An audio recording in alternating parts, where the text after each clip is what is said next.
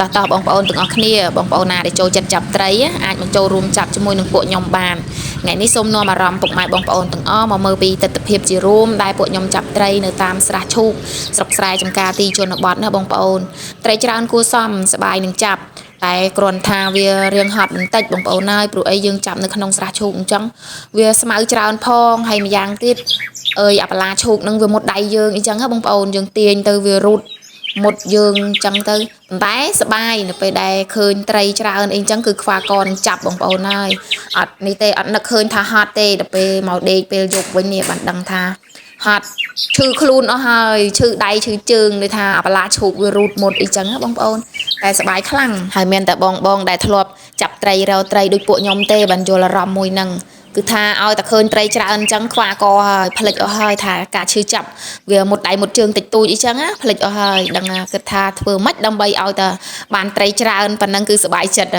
ហើយអាឡ័យតែនិយាយរៀបរាប់វែងឆ្ងាយហ្នឹងបងប្អូនមកមើលត្រីនៅក្នុងធុង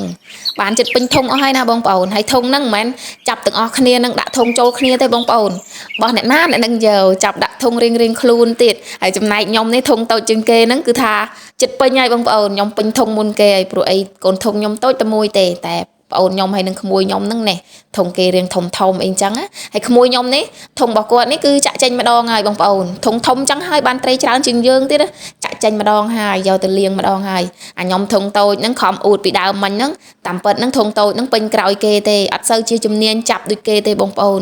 គឺថាមុតអាបឡាឈូកនឹងមុតហើយម្យ៉ាងពេលចាប់ទៅបងប្អូនហើយប៉ះកូនពស់អាកូនពស់ស្នោពស់ផលិតយើងហ្នឹងតែខ្ញុំវាខ្លាចអាសัตว์ហ្នឹងពេលចឹងទៅប៉ះវាហើយនឹងគឺថាព្រឺដៃចាប់លែងស្នាត់បដ ாய் បងប្អូនឃើញស្រាប់ហើយនេះខ្ញុំឈររហូតអត់សូវជាអោនចាប់ទេខ្លាចប៉ះអាហ្នឹងម្ដងទៀតអីចឹងប្រឹងសិនហើយបងដឹងមិនអត់អ្នកដែលទៅចាប់ត្រីហ្នឹង3 4អ្នកហ្នឹងគឺសិតតែកូនខ្ចីទាំងអស់អត់មានថាអ្នកណាមានកូនធំទេបងប្អូនអ្នកដែលនៅផ្ទះអត់ទៅធ្វើការគឺសិតតែកូនខ្ចីហើយពេលដែលតនេពីកូនដេចឹងទៅទុកឲ្យអាបងនឹងមើលអីចឹងទៅនាំគ្នាលួចឆ្លៀតទៅរកចាប់ត្រី